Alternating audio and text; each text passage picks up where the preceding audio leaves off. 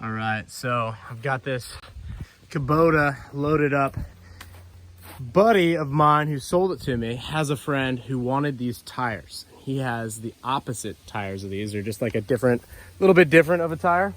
And so I'm gonna go down to his place. We're going to ideally swap these things out because these are just too manly for me. Like whatever's going on here, like they're cool. Don't get me wrong. They're cool, but the issue I'm having is they're too beast.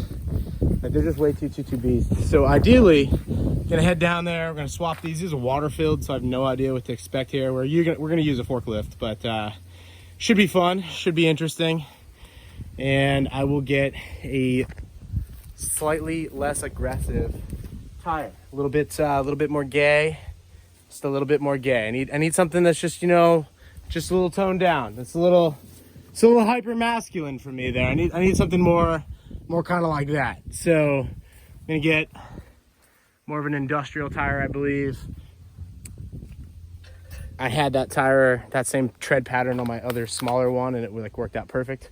So I'm just looking to like lighten it up a little bit. If I did ag like all day long, like farm and stuff like that, those things are beasts, no doubt. But they're just aggressive, man. They're so aggressive.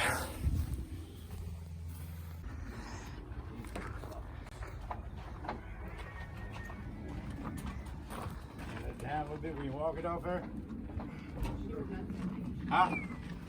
There's so many things here that could go bad. Anyway, my tractor's got the gayer tires, putting the man tires on his. I like the tent. It's a totally different experience, man. I'll tell you that right now. I'm not quite as southern heritage as these folks, but it's fun times. We got flags flying out here. Lots of flags. Lots of flags. It's very unique. It's very funny. Anyway, we'll see how this goes. These things are water filled, so it's pretty insane. And so that was a different experience for me, you know? Like, that was a real country experience. Pretty nice little area out here in Punta Gorda, Florida. It's this is what used to be Punta Russia, or Punta Russia, however they pronounce it. This is where they would cattle crack cows. So if you've ever heard of a Florida cracker, that's what it is. 1800s, Spanish left their cows in the early 1600s when they peeled out of Florida. And so you just had wild cows 200 years later. Cowboys would come down here, crack them out of the woods. They'd graze them here because the whole area is just a couple pine trees here and there, mostly just grasslands. And then there's a port. There's a deep port not too far off the coast here. They'd bring in boats and they'd ship it down to Cuba because steak at that point, beef was a delicacy. And now, because they're communists, soon to be US of A, they don't have that pork, or sorry, that beef. They gotta go the other things. So anyway, they used to import that, and the Spanish colonies used to sell it from there, but they'd pay these crackers in Spanish gold. A lot of these guys would buy land at that point in time at basically like a post office, and they'd buy it by a chart plot, buy it 40 acres at a time. So you buy like sections of it, 40-acre increments. So you buy 40, 80, 120, etc. A lot of these old families bought up a lot of this stuff, and 100, 150 years later, we still have thousands and thousands of acres of ranch land that is owned by some of these original families, which is pretty cool. Sad that there's a great book called Land Remembered. It's probably one of my top 3 favorite books of all time.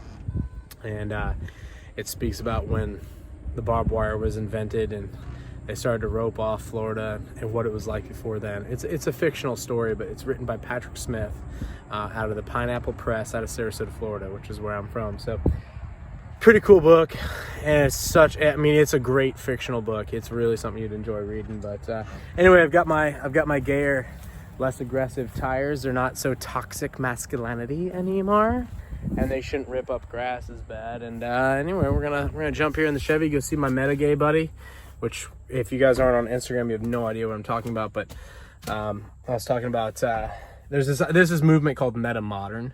I call it Metagay.